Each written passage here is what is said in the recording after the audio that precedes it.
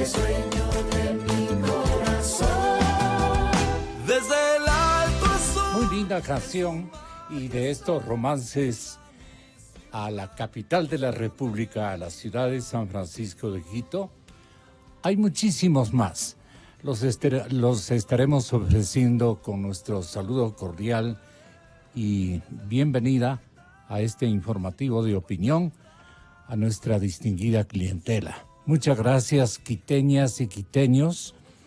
Qué bonito estamos pasando en este diciembre, un mes que se caracteriza por el consumo y naturalmente también por las expectativas que reunimos cada uno de nosotros.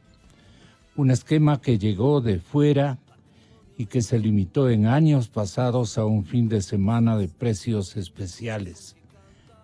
Hemos estado atravesando por ese callejón de oportunidades de compras. La extensión de la temporada conocida como Black Friday es un reflejo, el Viernes Negro es un reflejo de las dificultades que han debido afrontar el sector comercial fundamentalmente.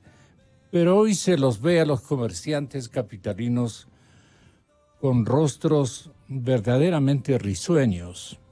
Entre una economía que no terminó de despegar frente a las expectativas del gobierno y los sectores productivos, la urgencia comercial dio pie a una urgencia, a una prolongación de los periodos de promociones, descuentos, créditos sin intereses y pagos diferidos hacia la primera parte del año 2020. El Black Friday es una doble oportunidad para los locales comerciales. Aprovechan las promociones para activar sus ventas y tienen la oportunidad de renovar sus inventarios. Los flujos comerciales esperados frente a las proyecciones de inicios del año fueron modestos. El bolsillo de los ecuatorianos sí está atravesando por estrecheces.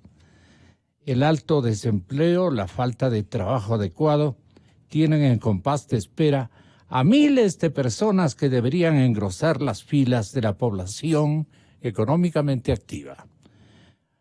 Me gusta este editorial, esta premisa, porque reúne las dos características del mes de diciembre, un mes de consumo y de expectativas. Los comercios están viviendo de la dinámica de la economía, la venta de productos estimula las fuentes de trabajo y eso nos alegra, aun cuando sean temporalmente, por etapas. Y por eso la etapa comercial de noviembre y diciembre actúa como una especie de paliativo. La crítica ciega del consumo a veces pierde de vista que la venta y compra de productos también estimula la producción.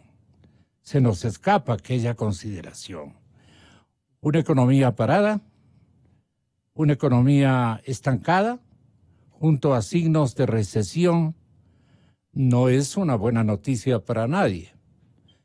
El Ecuador debe afrontar diciembre bajo expectativas reales, pero es de esperar que el legislativo y el ejecutivo lleguen a acuerdos para mejorar el equilibrio fiscal a partir de medidas consensuadas y que la proforma del año que viene, el 2020, sea viable. El último mes del año puede ser de tránsito hacia una economía menos apretada. Lo requiere todo el país. Activar la economía. Muy buenos días con todos, señoras y señores. Aquí hay otra nota editorial importante en el que nos piden ayuda para reformar el régimen tributario. Ayuda de concienciación social, obviamente. La política fiscal se caracteriza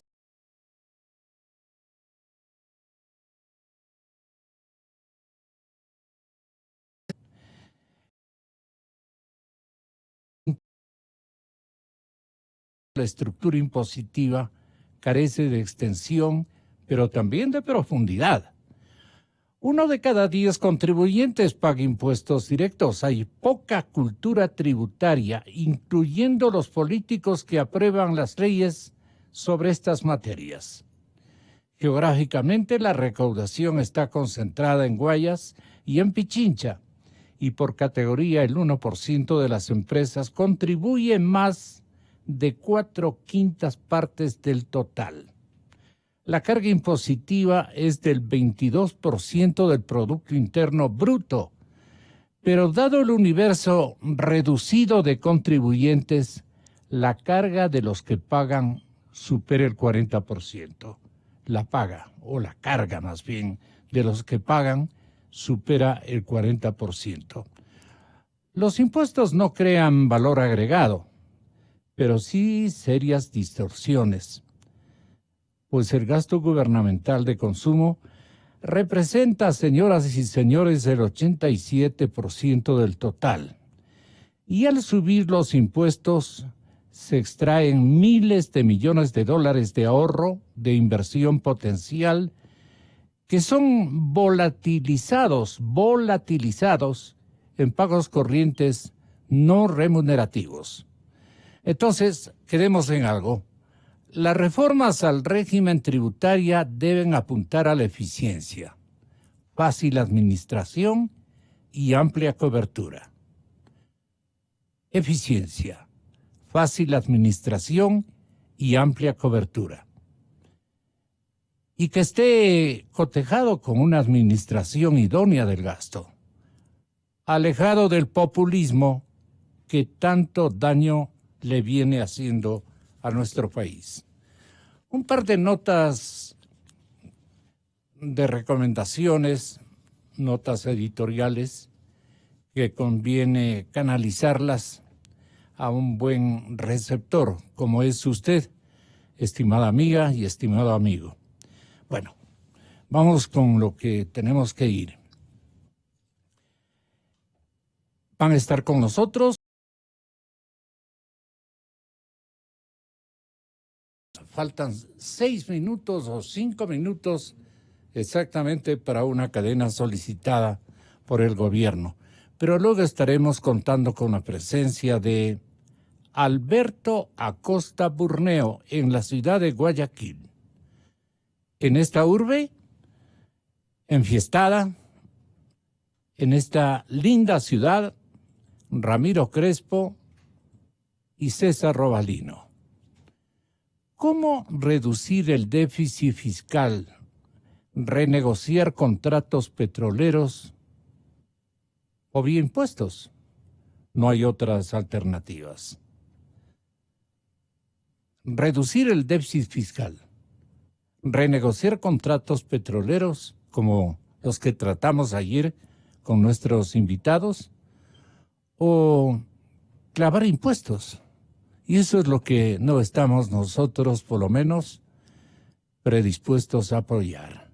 Hay otros, como vimos ayer, hay otras aristas vivamente encendidas para que la mano administrativa y especialmente las iniciativas de carácter público se aperturen, insistan para que podamos de alguna manera focalizar los subsidios o no focalizar los subsidios. Me refiero los subsidios a los combustibles.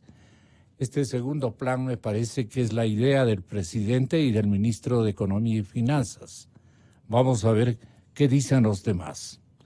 Señoras y señores, vamos a la cadena nacional. Hemos trazado un camino de trabajo y diálogo. Juntos construimos un solo país, porque somos El gobierno de todos. Recorrido Brigadas Toda una Vida.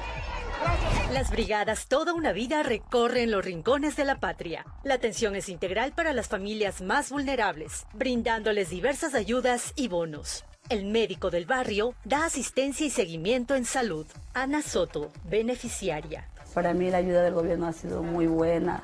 La verdad es que es una gran ayuda que nos ha brindado. Los beneficios han sido esto, la ayuda técnica y el bono Gallegos Lara. Lenín Moreno Garcés, presidente del Ecuador.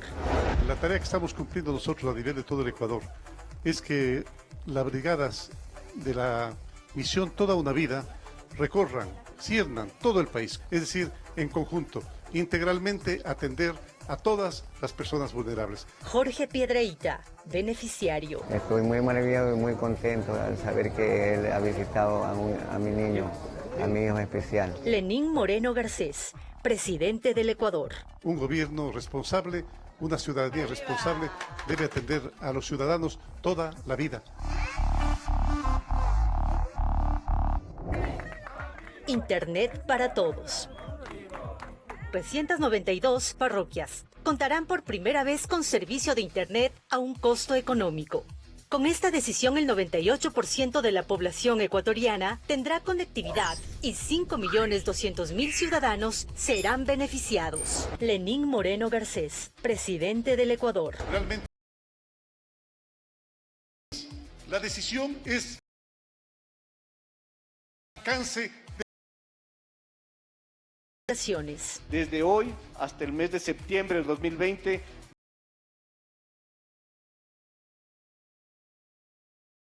hemos tomado una resolución, presidente, con el sector privado, bajar las tarifas justamente a las 392 parroquias. Con la decisión del gobierno de todos, las tarifas arrancarán con un pago de $15. En diciembre, el costo será de $11 y en marzo de 2020 llegará a $9.50. Fernando Pillajo, estudiante. Estas son las decisiones que acercan a los jóvenes al conocimiento. Fabián Tipán, productor. El presidente nos prometió Internet y nos está cumpliendo. Joana Jiménez, estudiante universitaria. Ahora sí, el Internet es para todos. Lenín Moreno Garcés, presidente del Ecuador. Este es un gobierno que trabaja pensando siempre en ustedes. Nadie se puede quedar desconectado. Vamos a colocarnos en la vía del futuro.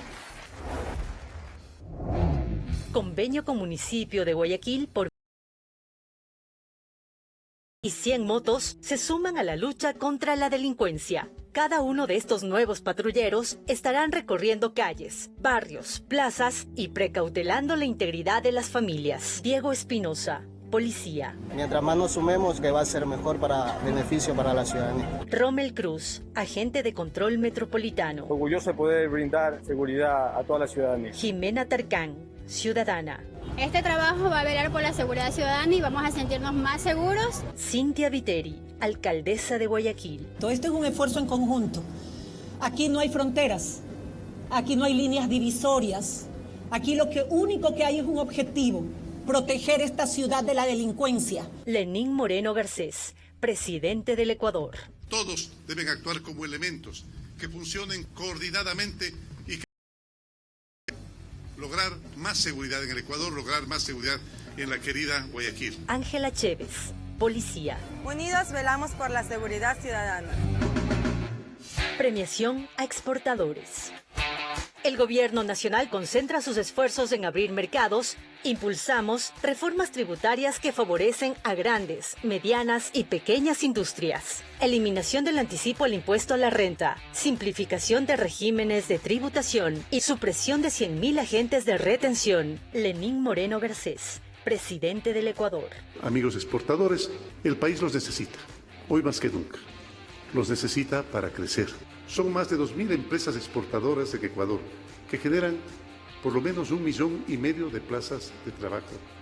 El evento Premio Export 2019, acto en el que participó el presidente Lenín Moreno, agrupó a 100 empresas ecuatorianas que en conjunto representan $2.000 millones en ventas. Aquí se reconoció. Exportan en grandes cantidades y que es, yo creo que un músculo importantísimo para el crecimiento del país, pues no estaríamos donde estamos. Lenín Moreno Garcés, presidente. Es de vital significación e importancia para la economía nacional. Sus compañías y productos son el rostro de Ecuador en el mundo, la imagen de la patria, la imagen del Ecuador. Gala del Pasillo. Al celebrar un año del pasillo como patrimonio cultural, se condecoró a 13 compositores, arreglistas e intérpretes de estos bellos poemas hechos canción. Lenín Moreno Garcés, presidente del Ecuador. Hace un año decidí crear el Museo y Escuela del Pasillo para inmortalizar esta joya del arte nacional. Una joya que esperamos pronto sea declarada por la UNESCO como Patrimonio Intangible de la Humanidad. Noé Morales, artista ecuatoriano. ¡Qué ingratitud! Amor, ¿cómo me pagas? Alfredo Villamar, artista ecuatoriano. Es la máxima expresión del alma, el pasillo. El pasillo es un romance. Anita Lucía Proaño, artista ecuatoriana. Que impida que te diga, te quiero, te quiero. Cultura y la música ecuatoriana es una prioridad para el gobierno nacional. Por ello, la nueva ley tributaria establece una deducción adicional de hasta el 50% por concepto de gastos en la organización y patrocinio de eventos artísticos y culturales. Semana del Emprendimiento. Soñar, creer y hacer. Con el objetivo de capacitar y generar 5 días, se desarrollaron múltiples actividades, entre foros, charlas, ruedas de negocio y ferias en varias ciudades del país. En Guayaquil, el vicepresidente Otto Sonnenholzner realizó la clausura de esta iniciativa. Otto Sonnenholzner, vicepresidente del Ecuador. Gracias por hacer las cosas diferentes, gracias por darnos optimismo, eso es lo que necesitamos en el país, por eso hacemos esto. Sí, lo hacemos para apoyarlos, sí, por supuesto, pero lo hacemos sobre todo para que ustedes le cuenten al resto del país de lo que somos capaces los ecuatorianos cuando trabajamos con honestidad, con constancia y hacemos las cosas bien. Inauguración del intercambiador San Vicente-San Pablo. Santa Elena cuenta con el intercambiador San Vicente-San Pablo, el primero de la provincia. Dinamizará la economía, el turismo y beneficiará a cerca de 166,000 habitantes. El vicepresidente Otto Sonnenholzner, junto al ministro de Transporte, artesano artista, participó con un stand en el desfile de alta costura de la economía popular y solidaria. Rocío de Moreno, presidenta del comité Plan Toda una Vida y quien lidera el proyecto Artesano Artista, participó en el evento Nuestro Legado, donde cerca de 400 artesanos y diseñadores de la economía popular y solidaria, a través de un desfile de alta costura, promocionaron sus prendas al mercado nacional e internacional. Janet Maldonado, artesana. Esta es la oportunidad de realzar nuestros diseños, de darnos a conocer con la gente importante que tienen de invitados y sea la oportunidad grande para poder exportar nuestro producto con nuestra elaboración manual. Yolanda Guerra, artesana. Este desfile para nosotros es lo máximo que pudieron hacer las autoridades con la finalidad de impulsar a la economía popular y solidaria, que somos capaces de hacer otra forma de hacer economía. Decenas de artesanos se inscribieron en el stand de Artesano Artista, que se instaló en el evento. Ellos formarán parte de este proyecto y comercializarán sus productos en el local ubicado en los exteriores del Palacio de Gobierno. 28,000 servidores públicos se capacitaron en la prevención de la violencia de género, mientras que en la sede presidencial Rocío de Moreno presidió la entrega de la certificación. Capacitaron sobre prevención de la violencia de género. Rocío de Moreno, presidenta del comité Plan Toda una Vida. Mediante este programa que se ha implementado en todas las organizaciones públicas, se está logrando que este compromiso que tenemos hombres y mujeres de vivir una vida armónica, una vida alegre, una vida en que todos sintamos que nos estamos acompañando, que nos estamos apoyando, ya están dando frutos, ya están dando resultados. Misión Navidad inicia en el Parque Samanes de Guayaquil. En Guayaquil, niños y niñas junto al vicepresidente Otto Sonnenholzner encendieron el árbol navideño para iniciar las actividades de la Misión Navidad, una iniciativa que se implementa desde el 2017, liderada por Rocío de Moreno. Durante el mes de diciembre, ministros y secretarios de Estado realizarán jornadas comunitarias navideñas para compartir con la población beneficiaria del Plan Toda una Vida. Toda una vida. El gobierno de todos. Calidad. Innovación. Muy bien, Mayra Pacheco, bienvenida, buenos días.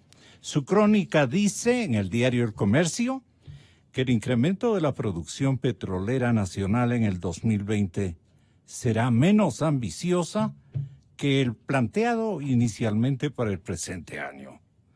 La meta actual del gobierno es que la explotación de crudo suba en apenas un 2% en relación con la cifra promedio del 2019, de este año. Proyectó 9% en la producción de esta materia prima, pero esto no se cumplió. Refirió, en cambio, Esteban Albornoz, de Alianza País, presidente de la Comisión de Desarrollo Económico, durante el debate de la Proforma 2020 en el pleno del miércoles anterior. Bueno, pues, señoras y señores, el privilegio de contar con distinguidos analistas, don Ramiro Crespo, don César Robalino y Alberto Acosta Burneo en la ciudad de Guayaquil. Nosotros queremos primero de la activación económica que reclama el mismísimo Abelardo Pachano. Aquí hay un montón de nombres, pero hay una sola idea: la optimización de los campos petroleros. Nos están anticipando, en cumplimiento a un vaticinio que formulara el otro día el señor economista César Robalino Gonzaga, aquí en la estación Radio Democracia. Se está cumpliendo porque están anunciando que por lo menos Ispingo ha entrado en un vigoroso proyecto de explotación. ¿Cómo le parece la salva que podríamos exhibir ante el mundo de que somos todavía país petrolero con una evolución de producción muy notable? Y Ispingo, Tambococha, Tiputini, algo más. Pero es un campo gigante, ¿verdad? César Robalino Gonzaga, ex ministro de Energía y Petróleos. Muy buenos días, economista. Buenos días, gracias Gonzalo por la invitación. Un placer estar aquí con Ramiro y con el amigo Acosta Burneo en la ciudad de Guayaquil. Así es. Sí, bueno, mire, yo personalmente vengo indicando de que es necesario aumentar la producción petrolera en 700.000 barriles. Y uno de los elementos para eso es sencillamente en el oriente ecuatoriano, lo que usted ha mencionado.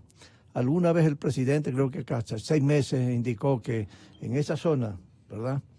En esa zona, él no iba a autorizar la perforación, por una serie de razones, y que eso debía hacerlo el próximo gobierno.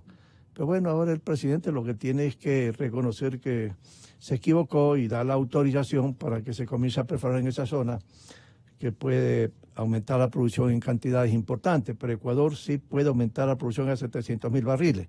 Y yo decía y digo que en comparación con los niveles de producción actualmente, eso significaría un aumento total de producción de 55 millones de barriles al año, que a 50, 55 dólares el barril son como 3.000 millones de dólares.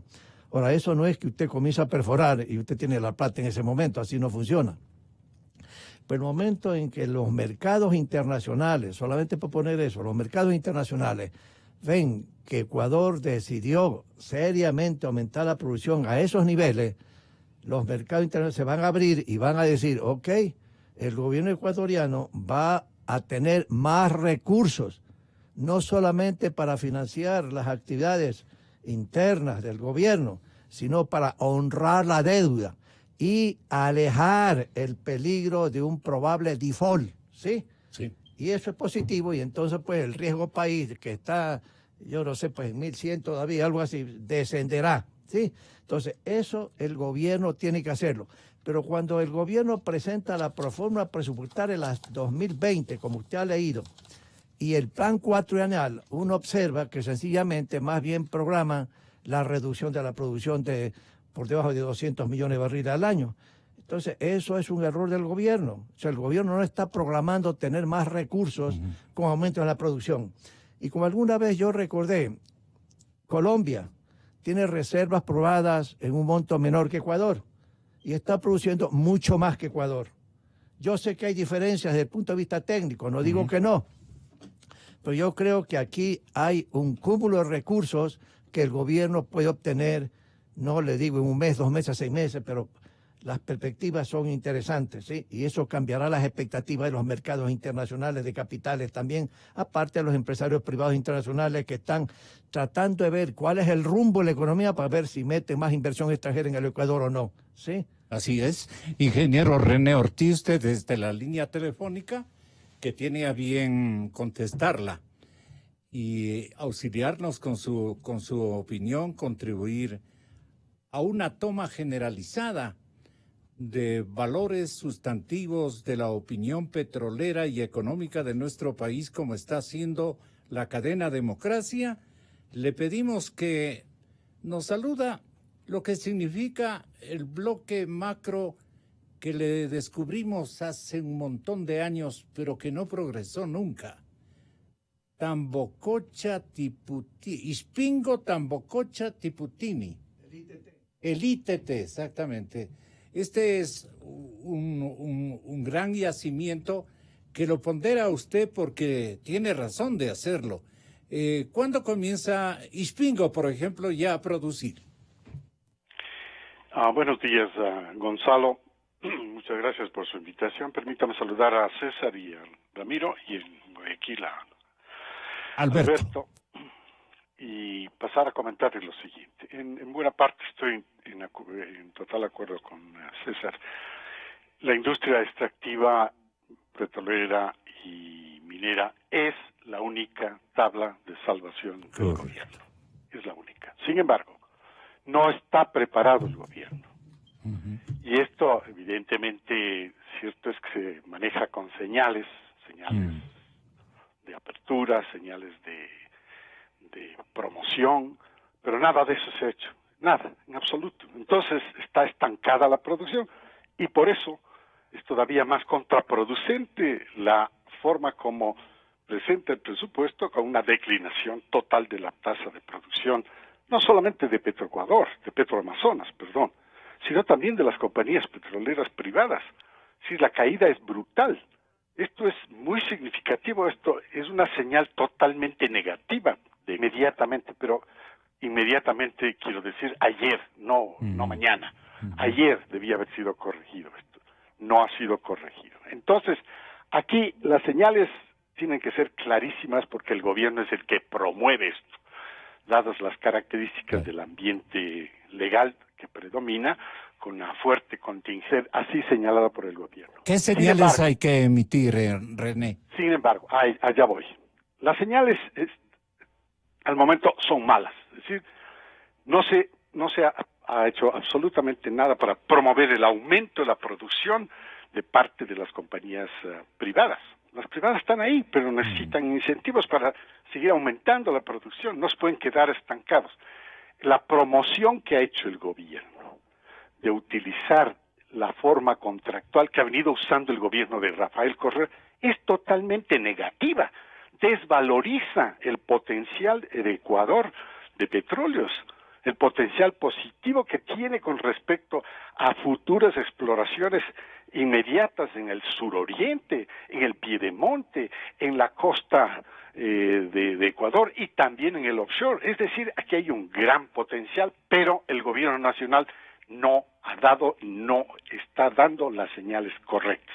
El informe del Banco Central que está siendo utilizado y que la prensa ya lo ha dado a conocer internacionalmente ya es conocido el tema, muestra que la caída de la producción para el año 2023 es brutal.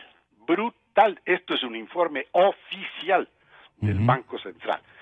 ¿Cómo revierte esta información? Tiene que ser revertida inmediatamente. Entonces tiene que decir qué forma contractual. Contratos de producción, de participación de la producción, ese es el camino, porque ese camino revaloriza nuevamente, no solo los campos en producción.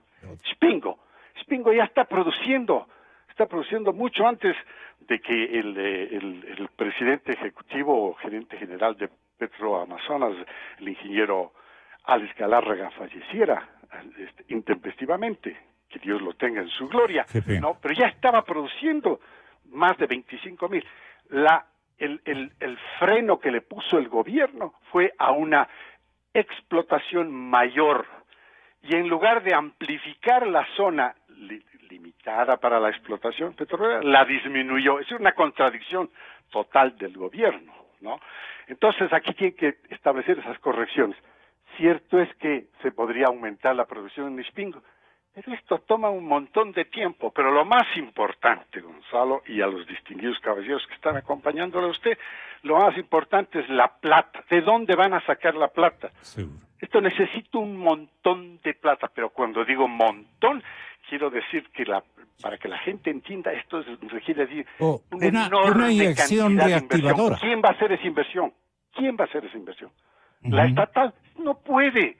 La estatal no puede porque el gobierno está seco fiscalmente. Entonces tiene que apurar la transferencia de todas estas operaciones, repito y subrayo, operaciones, esto lo he dicho varias veces con usted en su programa, no de ahora, sino de ya un par de años atrás. Estas operaciones que no las puede financiar el gobierno a través de Petroamazonas tienen que ser financiadas por el sector petrolero. Las operaciones, el patrimonio físico queda totalmente en manos de del Estado La ecuatoriano. persuasión ecuatoriana, doctor Ramiro Crespo, ¿cómo tiene que funcionar para atraer inversión? ¿Qué, perdón? ¿Qué? No, le digo la atracción, el elemento atractivo, el planteamiento, el exhorto, la invitación, la convocatoria. ¿Cómo tiene que funcionar desde Ecuador para atraer inversiones? Si es tan amable. A la audiencia, a César, a René, a Alberto, para atraer inversión es importante tener un país en orden. Y bueno, es muy difícil desmantelar una dictadura desde una democracia, pero se está avanzando en ese sentido, a pesar de los esfuerzos internacionales de desestabilizar a países de América Latina. Pero en el caso concreto del petróleo, yo creo que nosotros, no solo por la inversión internacional, pero por el riesgo país, por lo que hablaba César, de mejor capacidad de endeudamiento y de costos más baratos, pero también por la obligación que tiene el gobierno de rendir cuentas al Estado ecuatoriano, deberíamos hacer cosas muy básicas. Por ejemplo, la transparencia de las empresas públicas. La auditoría de las empresas públicas está manejada por la Contraloría General del Estado. Petroamazonas, su último informe disponible, auditoría supuestamente externa, es del año 2015. CNT, el último informe disponible del año 2014. Sin embargo, parece que ya tienen al comprador. Ahora, ojo, ya que estamos conversando con sin embargo, voy a leer lo que dice. Ya tienen, no necesitan ningún... Porque aquí lo que se venden, no. El que me da más flujos, le entrego. De eso no se trata, porque lo que se trata de monetizar es la empresa completa y no flujos, cuando puede haber una enorme cantidad de activos muy valiosos que se los deja a un lado. Arrendados, digamos, a quien nos... O en concesiones sospechosas. En concesiones sospechosas, lo que sea. Pero mire lo que dice la auditora externa, que creo que es nacional, en el año 2015 sobre Petroamazonas. Sin embargo, debido a los asuntos descritos en el párrafo de bases para la abstención de opinión, no hemos logrado obtener evidencia suficiente de auditoría que nos proporcione una base adecuada para expresar una opinión de auditoría. Bases para la abstención, ojo. Pendiente cumplimiento de decretos concernientes. O sea, decretos del Ejecutivo o del Ministerio concernientes a Petroamazonas, no cumple Petroamazonas. Segundo, falta de información importante, entre paréntesis, solicitudes de información a empresa pública Petroecuador sin respuesta. No se olvide que Petroamazonas le da a Petroecuador para que Petroecuador, por ejemplo, exporte a China y a cambio de eso se endeudaba Petroecuador y luego le pasaba al presupuesto del Estado. Tercero, falta de información bancaria de la empresa, solicitud sin respuesta.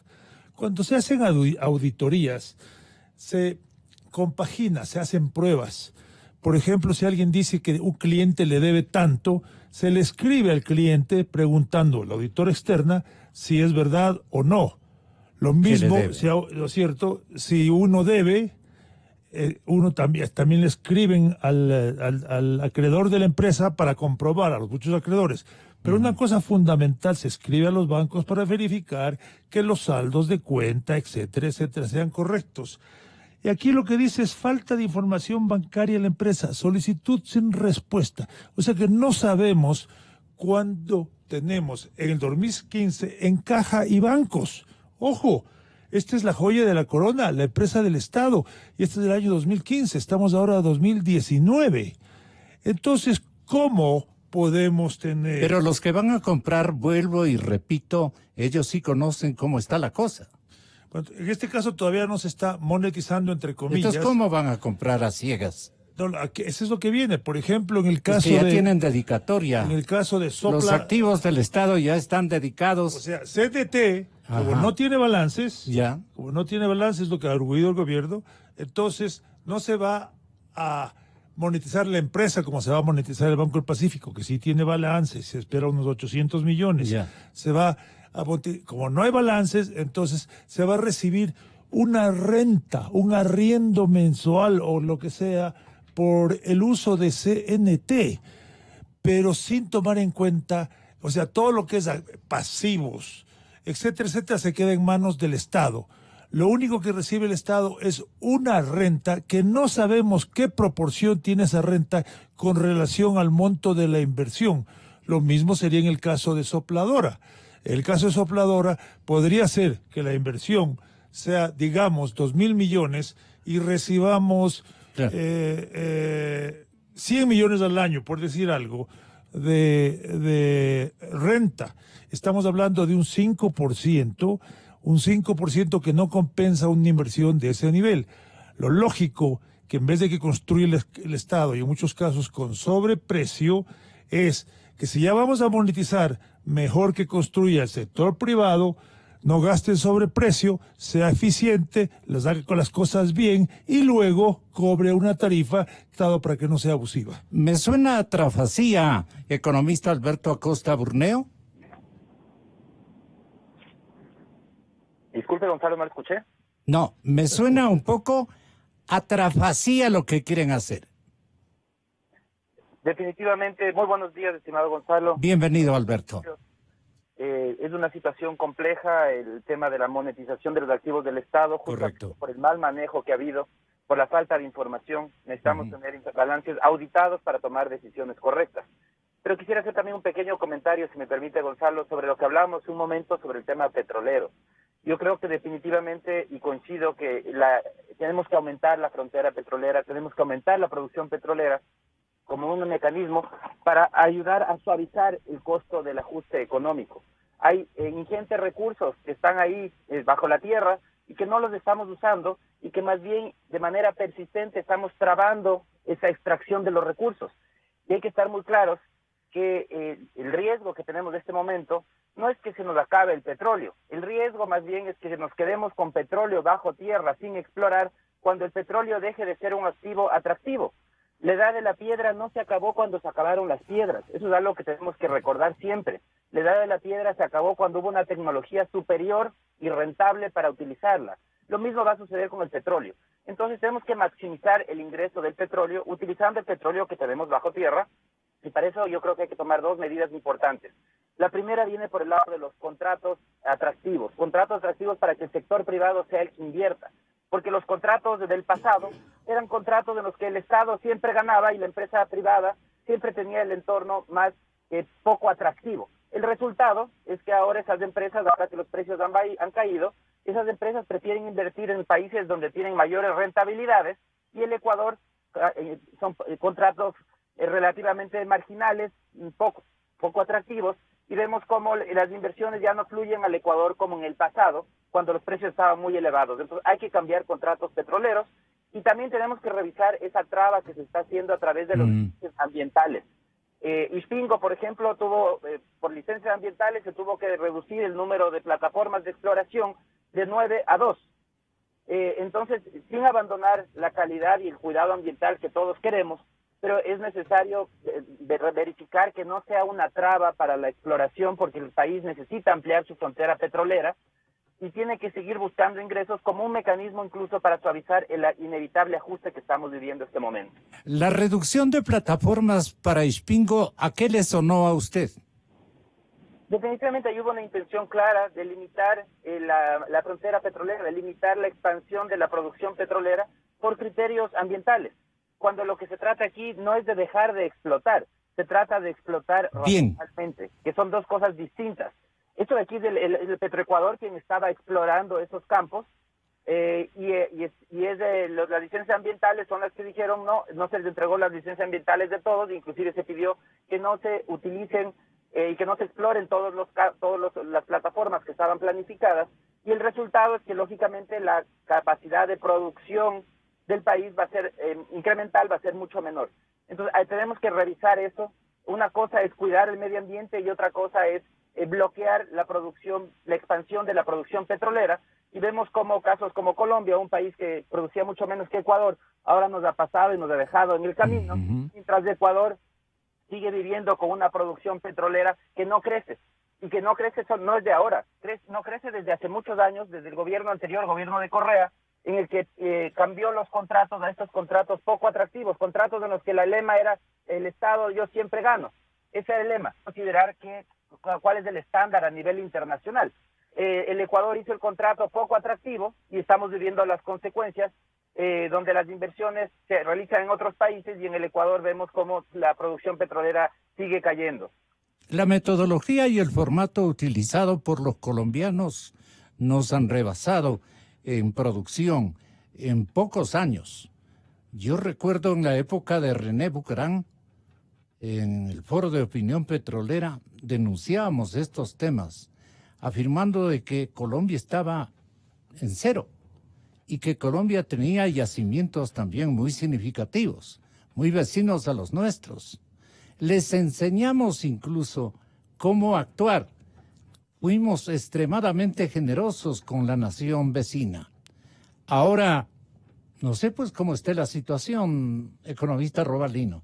Fíjese, yo veo que lo que estamos participando estamos de acuerdo en un asunto, ¿no? De que hay que aumentar la producción en el oriente, en el ITT, y que eso es posible y es posible. Naturalmente que hay que seleccionar empresas importantes, poder pues hacer las inversiones. ¿Por qué no caminó el ITT desde hace un montón de años? Bueno, porque hay una serie de políticas públicas en el pasado que no permitieron, igual que el presidente actual hace 6 y pico de meses dijo, ahí no voy a autorizar nada, ¿verdad? Por una serie de razones, y decía que dejaba al gobierno que viene. Pero vuelvo a repetir, el gobierno necesita el aumento de recursos financieros. Entonces uno dice, ¿de dónde puede sacar? Petróleo es una parte y estamos viendo un punto en que estamos de acuerdo, independientemente de detalles, de qué hay que hacer. Pero en petróleo también hay otras posibilidades. Por ejemplo, usted tiene Sacha. En lo que es las concesiones, más que el CNT, en la que, como decía Ramiro, de repente no hay estados financieros auditados. Y no por la Contraloría. El señor Contralor está haciendo un extraordinario buen trabajo. El punto es tener auditoría de firmas independientes internacionales que permitan certificar las cifras que tiene pues empresas estatales como CNT. Y si eso no hay, el día de mañana quien se pueda interesar no va a poder sentarse seriamente para negociar con el gobierno, porque no hay información confiable. Entonces, más a tiempo, en el corto plazo estaría, digamos, negociar Sacha, por ejemplo. Ahí ya es más fácil, ¿sí?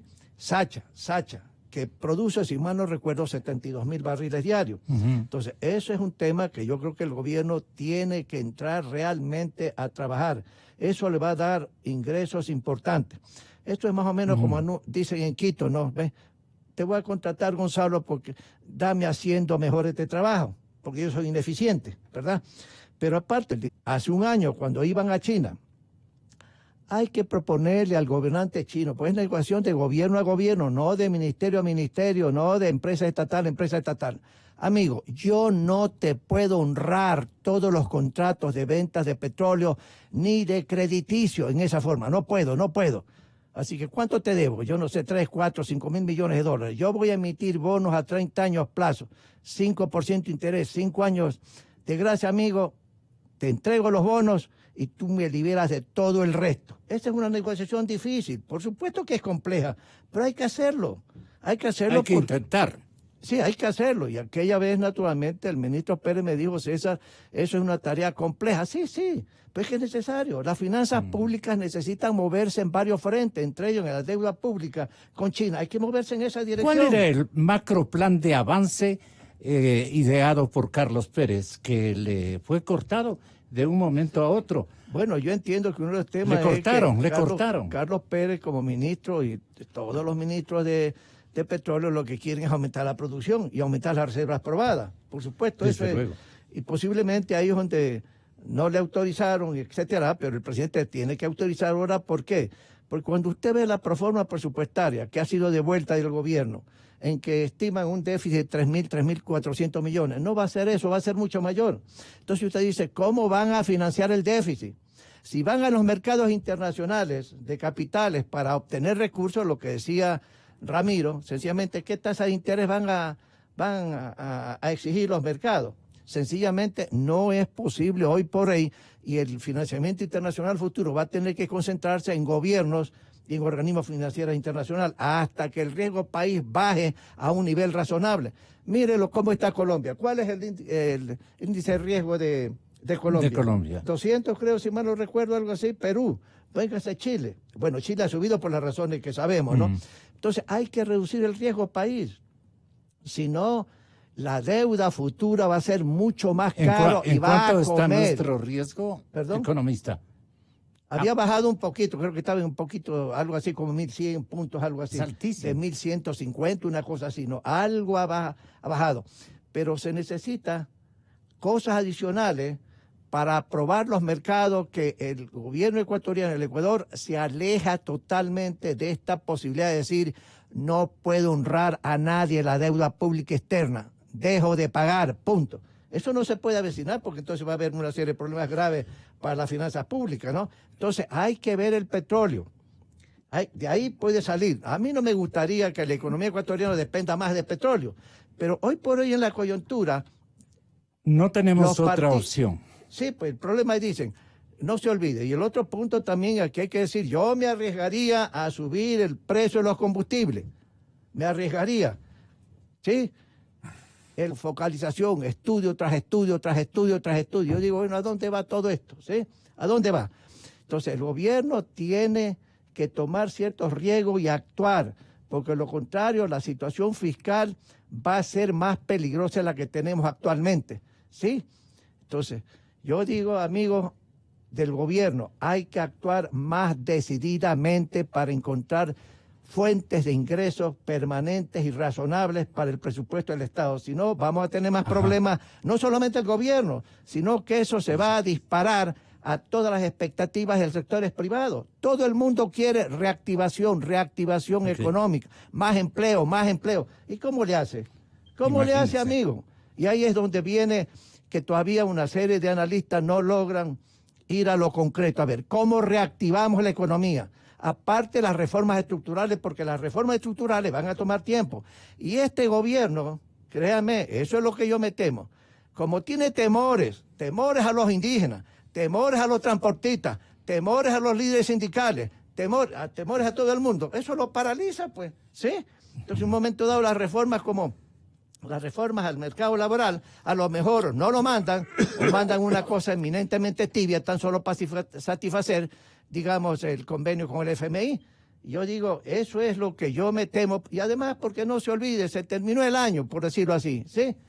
Y entonces todo el mundo ya está pensando en el nuevo gobierno. Ayer, para reducir el déficit fiscal, ponían algunos analistas invitados, ponían renegociar contratos como opciones, renegociar contratos petroleros, o la otra, vía impuestos. Parece que los impuestos acarician bien impuestos las ideas que tiene ya preparada el señor ministro de Economía y Finanzas, con gran apoyo del gobierno, con gran apoyo del señor presidente de la República, de lo que tenemos. Una opción, renegociar contratos de esta manera como explica Fernando Villavicencio. Por Dios, ya han mamado demasiado. Ya dejen. La alternativa está, señor ministro, presidente Moreno, liberemos el crudo. Liberemos una gran parte de esto crudo. ¿Qué le vamos a decir a los chinos de Tailandia? Contratos. Contratos nulos. Contratos ilegales. El decreto 799 ordena, permiten que se firmen contratos de alianzas estratégicas entre empresas estatales. ¿Petrochina es una empresa estatal? No es una empresa estatal. Entonces, de partida el contrato y los convenios son nulos. Petrochina es una empresa que cotiza en la bolsa de Nueva York y de Shanghái y otras bolsas. Este rato tiene más del 40% de acciones en manos privadas. Entonces, al menos aquí en la estructura accionaria estamos hablando de una empresa de economía mixta y ya no de una empresa estatal. Yo le he dicho a la Fiscalía que hay 200 causas para procesar y dejar en la nulidad estos contratos. Pero lo que pasa es que aquí todos comen. ¿Yo qué hiciera? En 15 días resolvemos este problema. Y no más impuestos porque la plata está aquí en el petróleo. ¿Cómo resolverían? Para que quede claro a la gente. Primero, sugerencia nomás. Señora fiscal, pida que se fije día y hora para iniciar la acción penal, la instrucción penal en contra de Rafael Correa, todos los ministros de finanzas y los intermediarios y los chinos y tailandeses. Porque aquí hay clarísimos delitos. Segundo, señor, prometan a la legislación y luego de eso sí, vengan chinos y tailandeses a negociar. Así se negocia. Ahora sí, señores, yo para pagarles a ustedes los 3.000 millones de dólares necesito 60 millones de barriles. Les voy a honrar los contratos. Voy a liberar el resto de crudo. Ese petróleo es de los ecuatorianos. Yo de ministro de hidrocarburos llamo a licitación el día de mañana porque ese petróleo es nuestro. ¿Quién dice que el petróleo que está ahí es de los chinos y tailandeses? Yo llamo a licitación y si quieren hago hasta una preventa, pero a precio de mercado. Economistas Alberto Acosta, Ramiro Crespo, ¿ustedes creen individualmente en este orden? Economista Alberto Acosta Burneo, ¿usted cree que esa es la solución en lugar de esto otro? Tenga la bondad. Una de las estrategias de la política económica diseñada y ejecutada por el gobierno del señor Rafael Correa Delgado. Él diseñó su política económica en función de ingresos que debía obtener por la venta del petróleo por un lado y por otro lado de los ingresos que generaba un endeudamiento agresivo. Para el tema del petróleo, él utilizó dos herramientas. La una, los contratos de producción de crudo los modificó cuando migró de los contratos de participación a los contratos de prestación de servicios, porque con esta modalidad él podía disponer de la totalidad del crudo, mientras que con los contratos de participación únicamente podía disponer de una parte del crudo. Cortamos en la parte que sea conveniente. No estuvo tan bien cortado, pero vamos. Alberto Acosta Burneo, en la ciudad de Guayaquil, ¿qué opina de la sugerencia macro que acaba de elaborar el analista? Tenga la gentileza. Yo creo que no hay que caer en esos discursos políticos. No es que estamos regalando el petróleo a China, y no es que si incumplimos con los contratos con China, vamos a tener recursos gigantescos adicionales. Los contratos actuales lo que hacen es que nosotros le vendemos el petróleo a China. Sí puede haber un beneficio en liberar, y de hecho existe un beneficio en liberar ese petróleo que está destinado a China, pero el beneficio es porque podemos vender en el mercado spot a un mejor precio. Tal vez podamos ganar $1, en el mejor de los casos, por barril. Entonces, eso de pensar que el ajuste es innecesario si es que incumplimos los contratos con China es un discurso absolutamente político y denota además un desconocimiento del problema fiscal. Un problema fiscal mucho más amplio. Lamentablemente no existe salida única y una medida mágica que corrija una brecha fiscal de 5.000 millones que tenemos. La salida requiere de medidas en paralelo. Tenemos que buscar austeridad por el lado de la nómina del Estado, austeridad en las compras públicas, tenemos que insistir en focalización de subsidios, toca revisar también ingresos, como lo se está haciendo en este momento, renegociar la deuda con China, por ejemplo, Todas las medidas en paralelo van a permitir solucionar la brecha fiscal, pero pensar que solo una de esas, independientemente, es suficiente, eso no es real. Eso realmente es un discurso político que genera aplausos, evidentemente, en cualquier tarima, pero en la práctica no lleva a ningún resultado. Sí, pero es también con los tailandeses, que señala el señor Fernando Villavicencio, se debería renegociar. ¿Qué opinan ellos? Decía que ayer se mencionaba dos únicas alternativas para evitar otro tipo de consecuencias. Por ejemplo, que se caiga un gobierno, se caiga este gobierno, precisamente o por inseguridad jurídica al renegociar contratos, y por eso no acepta el presidente Moreno ni acepta el ministro de Economía y Finanzas, don Richard Martínez. Ellos no aceptan esa posibilidad. Pero en cambio, los otros dicen, no, si en directo ejercicio con nuestros propios derechos, nosotros podemos, en una renegociación de los contratos, ¿qué elementos generaría eso? Es mi pregunta para ustedes que están en el set.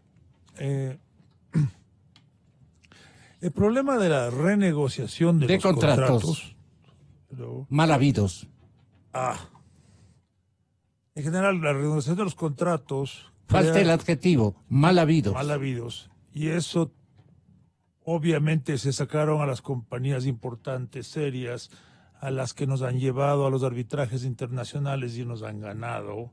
Se sacaron para contratar otro tipo de compañías, muchas vinculadas a Venezuela y posiblemente tenían que ver con el lavado de dinero bolivariano. A un cadena aluden. Será una cadena o a varias cadenas. O a algunas cadenas. Pero básicamente yo creo que para un país bolivariano era más fácil lavar dinero en otro país bolivariano. Entonces los contratos más habidos, siempre que se demuestre, obviamente hay que renegociar. Que está en el despacho presidencial ahora un íntimo amigo de Cadena, dicen. Sí, lo que pasa es que todas estas cosas, estos rumores, hemos oído por años y no se ha hecho nada. Inclusive, los contratos chinos, alguna vez lo dije, circulaban en Wall Street y aquí no los conocíamos. Entonces yo creo que nosotros ya tenemos que ser muy concretos y específicos y dejar de hablar de rumores y tenemos que hablar de actos concretos. Y me gustaría comentar, por ejemplo, el tema de Colombia. ¿Por qué Colombia superó al Ecuador, teniendo menos reservas? Primero, porque hizo una muy importante reforma petrolera. Para comenzar, reformó a Ecopetrol. Le puso en la Bolsa de Valores de Nueva York y en la Bolsa de Bogotá. El 18% vendió a los inversionistas de todo el mundo, entre esos a través de supermercados, tiendas, etcétera, a muchísimos colombianos. Eso obligó a que la empresa Ecopetrol tenga balances al día, totalmente al día, y cada cierto tiempo se esté reportando con los inversionistas para demostrarles que estaba rindiendo bien y que convenía que inviertan aún más. ¿Por qué? Porque así podían avanzar más en descubrir nuevos campos o explorar, ojo, fuera de Colombia. Pero también hicieron otra reforma en Colombia, que permitieron la creación de compañías privadas petroleras colombianas, como hizo Brasil con Petrobras. Lo mismo, le pusieron en la Bolsa de Nueva York, crearon un ambiente de competencia, una regulación mucho más independiente. ¿Y qué es lo que ocurrió? Eventualmente Brasil pasó de ser importador de petróleo a exportador de petróleo y descubrió nueva tecnología petrolera, por ejemplo, para explorar y explotar debajo del mar. Con todos los yacimientos debajo del mar en el Atlántico. Entonces, ¿qué es lo que está pasando? Y ojo, yo creo que don Fernando Villavicencio se equivoca cuando dice que el petróleo es de los ecuatorianos. No hay tales, y convenzámonos que no es de los ecuatorianos, es de los que nos gobiernan. Eso es otra cosa. Por eso no tenemos balances. Y si vemos que los balances coinciden con que desde el año 70, ha habido subsidio, lo que ha permitido un contrabando organizado, crimen organizado, que compre gasolina, por dar un ejemplo, a 2 y venda fuera del país, en Colombia, en Perú, a 4, por ejemplo, durante 50 años, y eso más la falta de balances, podemos ver que hay realmente un crimen organizado que está metido en la sociedad ecuatoriana. Nosotros hicimos un análisis a ojo de buen cubero, y ojalá que me equivoque, ojalá que solo sean 50,000 millones, pero asumiendo a precios corrientes, digamos, y dándole una tasa, trayéndole a valor presente del 5%, que se había gastado en subsidios 232,000 millones de dólares. Con eso, ¿sabe qué? Hubiéramos tenido un extraordinario fondo soberano como Noruega, que Noruega tiene la mayoría del dinero en un fondo que invierte en industrias como Facebook, como Apple, como Microsoft, como Tesla y cosas, y así, perdón, con esto concluyo, eso, ¿qué es lo que hace? Los dividendos nos vienen en dólares, y eso resulta en dólares, que es importante para una dolarización, y eso resulta mucho mejor que un cambio en la matriz productiva, que no resulta en nada, y peor en la capacidad de competir en los mercados internacionales. ¿Qué harían ustedes, exministro Robalino y exministro Ortiz? Tenga la bondad. Fíjese, el tema que se mencionaba sobre... Al micrófono. Etcétera, etcétera, ¿no? Aquí hay dos dimensiones. El uno es la cuestión penal, que no hay que confundir. Todo aquello que sea irregular en las negociaciones petroleras, ok, sencillamente el gobierno, la fiscal, el contralor tiene que ver, pero eso es una cosa. El otro es todo lo que tiene que ver con el tema comercial, crediticio y financiero. El gobierno del Ecuador firmó, entiendo yo, acuerdos con China.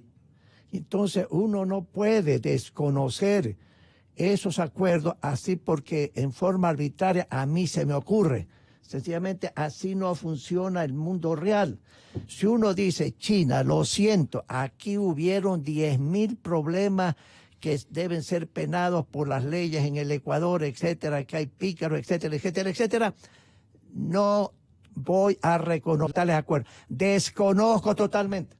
¿Sabe lo que eso significaría a nivel internacional? Un problema grave totalmente. Entonces, lo que hay, eso es una cosa diferente. Son dos dimensiones, lo penal, lo comercial, crediticio y financiero. Pero si usted está viendo que hay un perjuicio económico terrible en contra del erario nacional, eso lo utilizo. ¿Cómo nos llamar y decir, a ver, renegociemos porque usted me está sacando demasiada plata? Eso lo utilizo yo en una renegociación para decirle a China, yo tengo que por la deuda que tengo te doy bonos, pero tú me retiras todo esto para liberarme el petróleo, ¿sí? Eso es diferente. Y esa renegociación toma, pues, algunos meses. No es cuestión de decir, oye, chino, ¿sabes qué? No voy a honrar. Hasta luego, punto. No, no. Hay que renegociar. Y ahí será. En la negociación, yo utilizo elementos como gobierno ecuatoriano. Mira lo irregular que hay de estas operaciones contigo, etcétera. Ahí pruebo todo eso. ¿Para qué? Para convencer a China que tiene que, ¿qué cosa? Liberarme todo y por la deuda aceptar bonos a largo plazo. Eso es lo que yo creo que hay que tener, y en eso coincido con el amigo Villavicencio. No, con Villavicencio no puedo coincidir porque te he equivocado. Bueno, perdóneme, no es que te he equivocado, no se puede hacer esas cosas, perdóneme. Sino con el amigo Alberto Burneo, ¿no? Sí, no hay que politizar estos temas, ¿no? Sí, entonces yo digo, estamos frente a la necesidad de crear mecanismos legítimos, adecuados. ¿Para qué? Para darle más recursos al gobierno. Esta última cosa me parece como cuando se dice lo siguiente. ¿Para qué va a estar pensando usted en aumento del precio de los combustibles? ¿Para qué aumenta? Está pensando en aumento del IVA, del impuesto a la renta, etcétera, etcétera, etcétera, etcétera. ¿Para qué está pensando en despedir 10,000, 20,000, 30,000 del gobierno que es demasiado grande, etcétera, etcétera, etcétera, etcétera? Señor, se han robado la plata, 35, 40, 70,000 millones. Recupero la plata y ahí tiene toda la plata del mundo, olvídese del resto. ¿Y cuándo va a venir esa recuperación? ¿Cuándo va a venir? Mientras tanto, el tigre se va a comer al gobierno. Porque la plata la necesita todos los días, toda la semana. El tigre es todo el desequilibrio fiscal espantoso que hay, pues. Claro. Y en eso Alberto tiene razón de decir, oh no, mi amigo, aquí hay que darle más recursos. Porque el presidente y el ministro de Economía y Finanzas dicen, hay que focalizar los subsidios a los combustibles. Eso es aumento de precios. Se va a llevar entonces el año y medio menos que le toca al política, gobierno. Dicen. Hay que correr ciertos riesgos, calculando todo. Hoy ya sabemos a lo que está dispuesto la CONAI, por ejemplo, ¿sí? Entonces, sencillamente, tengo que neutralizar mis acciones en respecto a lo que uno puede pensar. Tienen que funcionar actualmente para neutralizar todas aquellas personas que el día de mañana me van a crear un problema. Teniendo medidas legales y democráticas, pues, ¿no? Entonces, mi amigo, yo correría riesgo, perdóneme, pero eso, vuelvo a repetir, de decir, olvídate esto, olvídate lo otro, lo que están tratando es de entrampar al gobierno. ¿Para qué lo quieren entrampar? ¿Ah? Para que no geste más impuestos. Sí, pero en todo caso, ¿cómo resuelve el problema fiscal? Votar 100,000 gentes del gobierno. Pero es que están robándonos. Bueno, entonces por eso entra el asunto penal. Las compañías internacionales. Vamos, pues, meta preso a través del proceso legal correspondiente, ¿verdad? Y ahí tiene que actuar la fiscalía, etcétera. Si tiene acciones comprobatorias, métales presos. Está bien, yo no digo que revisen los contratos. Sí, está bien, pero digamos, hay que renegociar inteligentemente, pues no es cuestión de decir, tengo este contrato, lo desconozco, no me jodan más, hasta luego. Perdóneme, eso no funciona, no puede ser. Pero tampoco decir vamos a subir los combustibles o vamos a tomar que Gonzalo, hay que a imponer otros impuestos. Hay que hacer varias cosas en forma simultánea. El segundo capítulo de la movilización indígena y más, con el Correa al frente, está eso listos a poca distancia del escenario. Hay que hacer varias cosas simultáneamente, como decía Alberto, me parece bien, no una cosa aislada. Nada aislado. Por ejemplo, en términos de lo que es reducción del gasto del Estado, en sueldos y salarios, la proforma presupuestaria presentada a la Asamblea que ha sido devuelta, creo que proponen algo así como una reducción de 420 millones de dólares. Yo he sugerido, e insisto, 1.000 millones de dólares tienen que reducirse en sueldos y salarios. ¿Sí? ¿Qué recomienda ingeniero René Ortiz, si es tan amable? A ver, he escuchado con mucha atención a todos los colegas en los paneles. El tema es que estamos intentando, y lo que he escuchado en sus programas anteriores, salvar al gobierno. Y entonces, para salvar al gobierno, hemos dado varias opciones. Evidentemente, el aumento de la producción de petróleo es una solución, y es inmediata. Ahí hay que desregularizar. Está sobreregulado el sector. Hay que destrabarlo de las barreras ambientales, de las barreras indigenistas y de las barreras de todos los antipetróleos. Dentro de este mismo capítulo del aumento de la producción, concesionar. Entonces tenemos que pasar las operaciones, subrayo, tenemos que pasarlas, transferirlas al sector privado con el cobro de una prima de entrada. Esto no es una novedad. Cuando yo fui ministro de hace 20 años ya estábamos utilizando esto y lo estábamos haciendo conjuntamente con René Bucán en el foro de opinión petrolera. Tercero, decretos. El decreto sustitutivo con focalización que se logró en la negociación de la noche del domingo de Octubre Negro. Ese decreto está vivito. Hay un listado larguísimo de focalizaciones. Muy bien, pues tiene que salir ese decreto con los nuevos precios, que son precios liberados, y salen las focalizaciones, las que haya aceptado el gobierno. Poco a poco irá eliminando. Pero dentro de este concepto también hay que meterle una gasolina nueva que ya está planteada en el decreto ejecutivo que emitió el mismo gobierno para mejorar el mercado de la refinación y el mercado de combustibles con combustible, así como dice el decreto. Y poco a poco le va eliminando la gasolina extra. Se hizo así cuando teníamos una gasolina comercial de 63 octanos que era pésima, tan pésima como la actual de extra. Entonces le mete una gasolina euro, que hay que importar la combustible del mercado, por supuesto, pues si lo estamos haciendo ahora, ¿por qué no lo podemos continuar?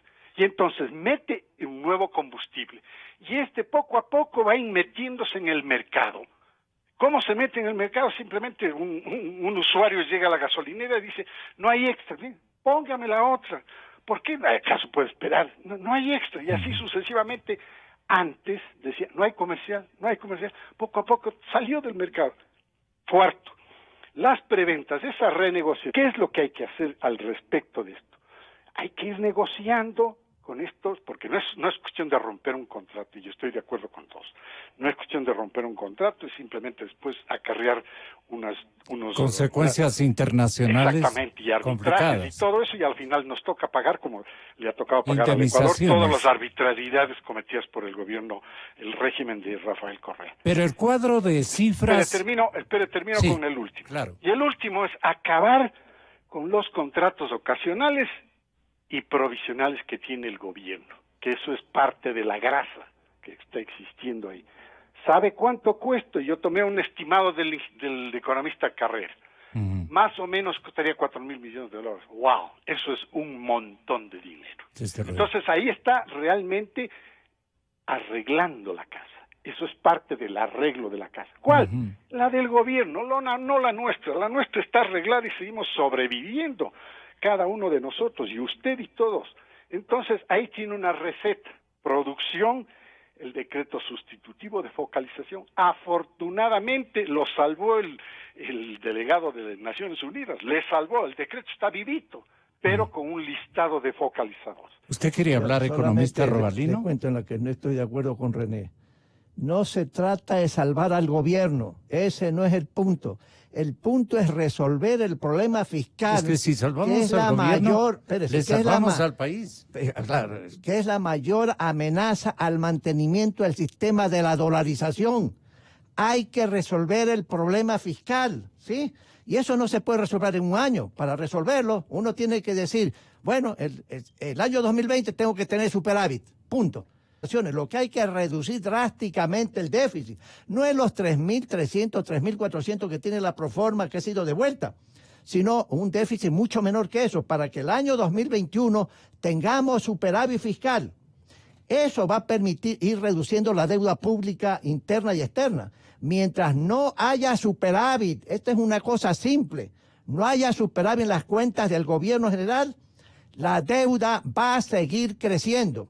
Y ahí hay que tener cuidado para que no sean en condiciones de tasas de interés que hoy serían monstruosas o en plazos demasiado cortos, ¿sí?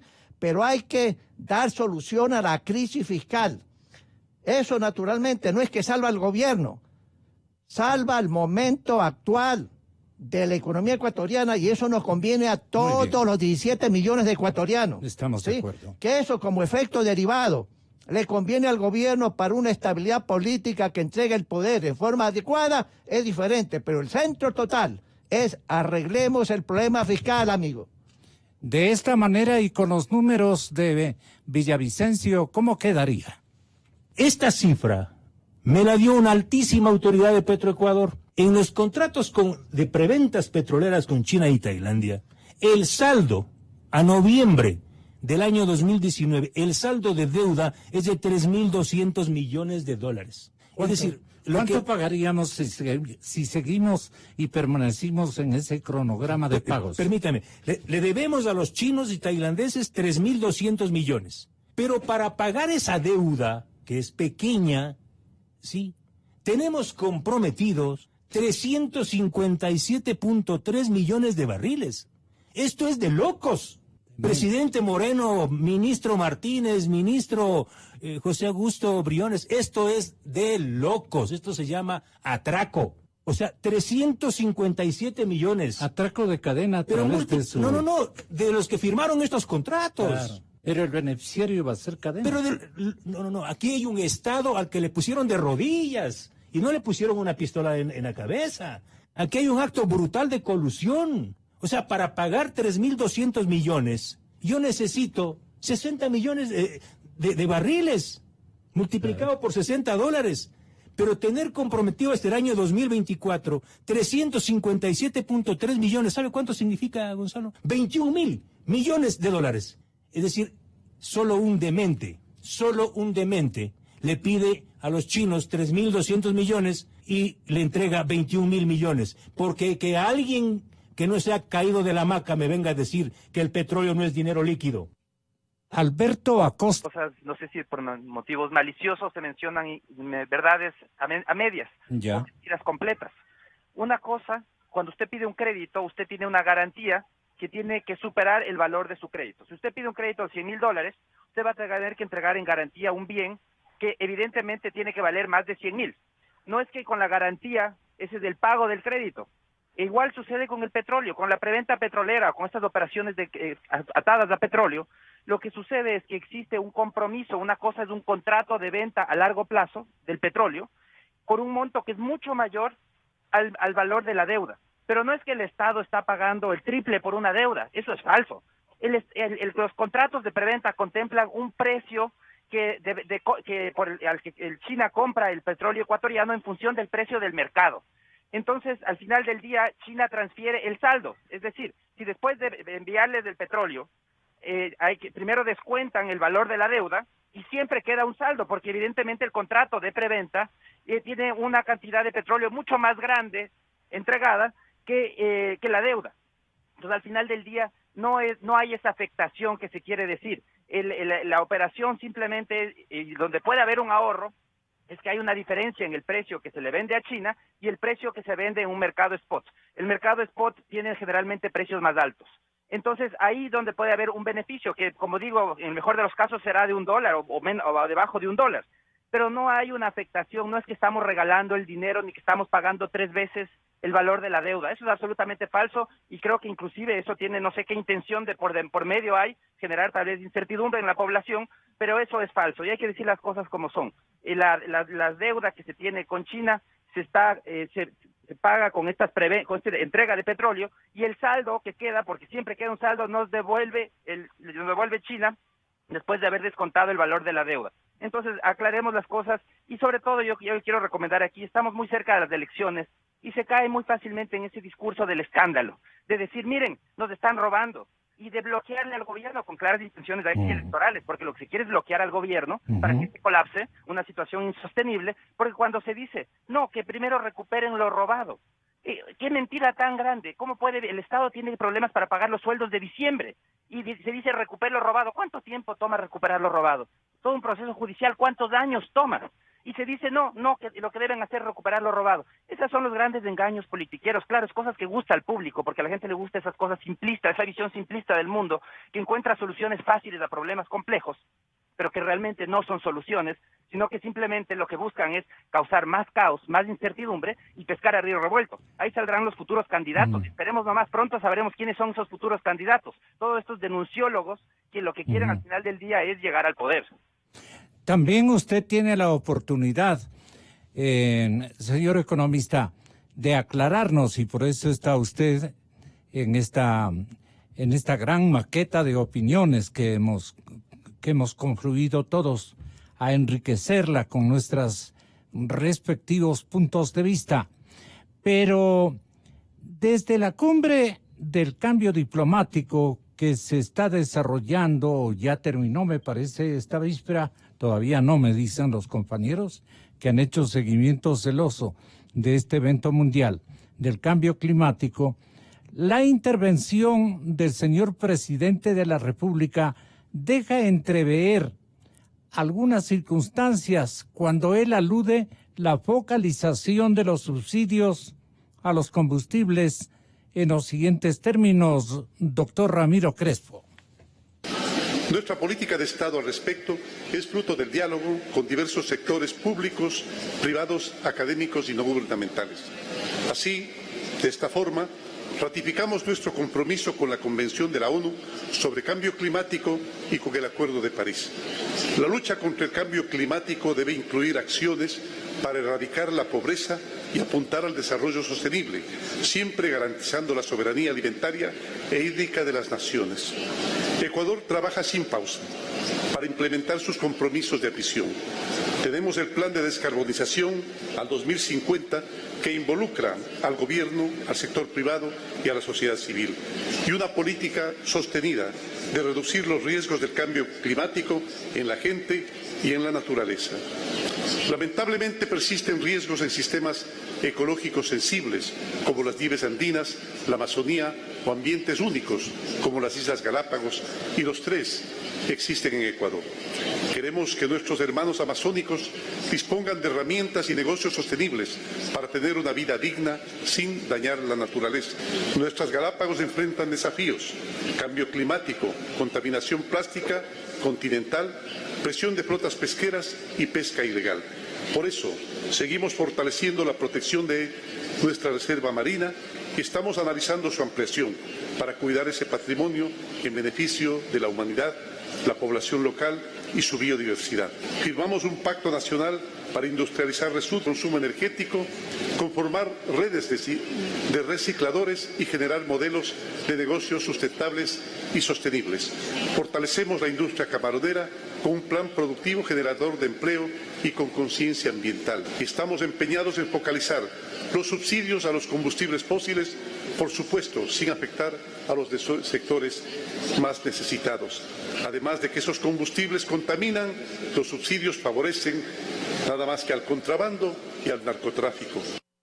Esta última parte es lo rescatable para algún tipo de comentario en la preocupación del presidente. Lo demás es retórica de la cumbre ambiental, intervención naturalmente muy respetable de nuestro jefe de Estado. ¿Qué le parece, Ramiro Crespo, lo que menciona? ¿A quién realmente beneficia este manto misterioso que nos rige hasta este instante? ¿A quiénes viene defendiendo esta política de subsidios y de precios? A ver, se dice que el crimen organizado en Estados Unidos, o sea, organizaciones criminales, se creó con la prohibición de vender alcohol en el año 28, 29, sí, que duró como 4 años. Sí. Pero eso sirvió para crear grandes organizaciones criminales, donde se hicieron muchísima gente millonaria, etcétera. La pregunta obvia es, ¿quién debe haber sido el que más se opuso a que se levante la prohibición de vender alcohol? Seguramente Al Capone, porque él es el que se beneficiaba. Entonces, cuando nosotros estamos con estas crimen organizado alrededor del contrabando de combustibles por 50 años, lo más obvio es pensar que quienes se están oponiendo y que están infiltrados en muchas partes de la sociedad, en la política, etcétera, es el crimen organizado.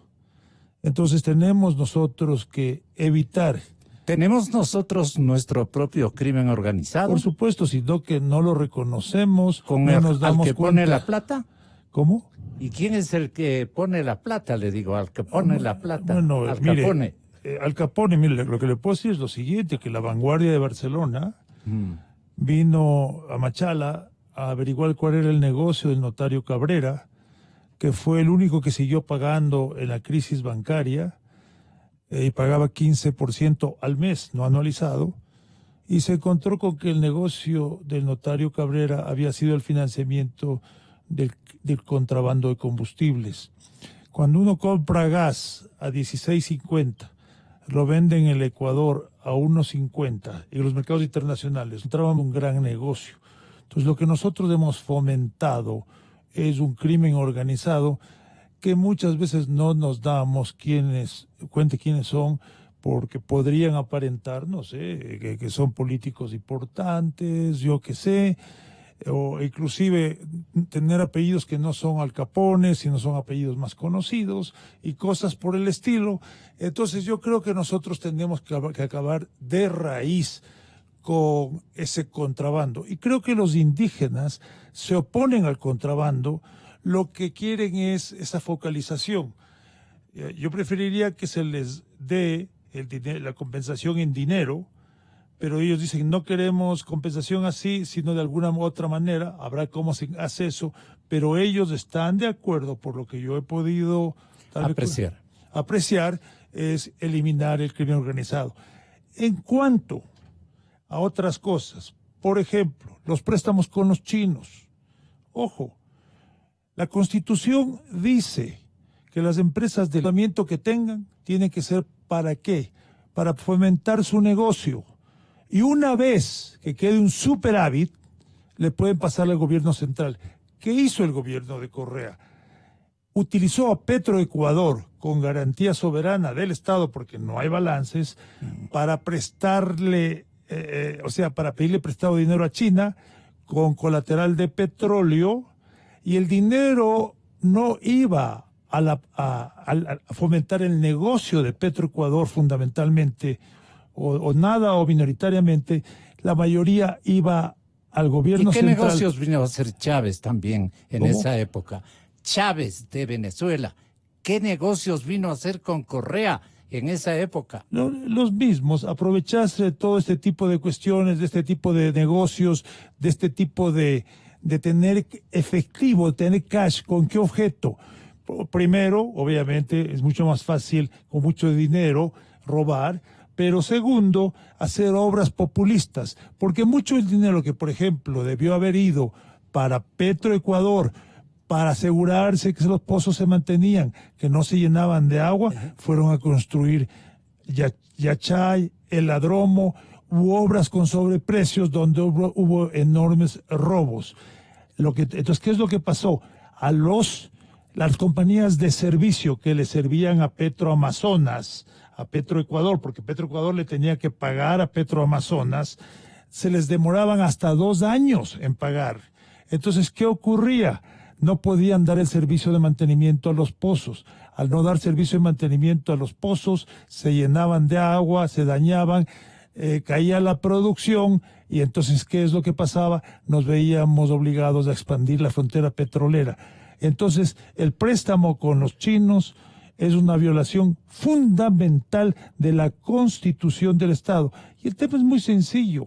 Yo no digo rechazarlo, sino sencillamente que se publiquen esos contratos y se renegocien, ¿no? O si no, ya se los pague, pero por último se resuelva. Que nos afecten. ¿Cómo? Y unos eran fijados por los chinos con una fórmula creada por los chinos. Carlos Pérez cambió y permitió que cierta parte se pueda vender en el mercado spot. Lo que sí tenemos que hacer, por último, cualquier cosa, nos vamos a las cortes internacionales donde sí podemos resolver los problemas de los contratos chinos. ¿En qué quedamos, economista Robalino? Desde luego. La única forma de terminar todo esto al micrófono, que estamos comentando es los precios. Los precios. Usted elimina los subsidios de combustible, el negocio sucio, el negocio ilegítimo, el contrabando, todo eso se elimina vía precios. El presidente tiene razón de decir, vamos a colaborar en este sentido, pero protegiendo a la gente pobre, para que no le llegue el impacto de 100% a la liberación del precio de los combustibles. En eso tiene razón, pero lo que yo digo es, no más estudios de focalización. Ya gobierno toma una decisión, porque si no vamos a seguir focalizando en materia de estudios hasta el año que entregue el poder al nuevo gobierno. Pero vuelvo a repetir, son los precios los que hay que utilizar para terminar con estas anormalidades en lo que es el negocio de combustibles ilegítimos, contrabando, etcétera, etcétera. Precios. Es la única fórmula eficiente de terminar con eso. Usted tiene la palabra para seguir discutiendo en familia o en entorno de amistad o compañerismo desde el ámbito eminentemente laboral y profesional. Pero un misceláneo muy interesante el que hemos dibujado, especialmente para nuestra población joven. Con toda la fidelidad. Un manejo informativo solvente. Democracia. Inicio de espacio promocional y publicitario. Cada familia se mueve a su propio beat. Muévelos con el Chevrolet Beat con dirección electrónica. Aire acondicionado, 12,799. Aplican términos y condiciones. Chevrolet. Find new roads. Experiencia y tecnología al cuidado de sus ojos. Clínica Santa Lucía. Con el nuevo Femtolase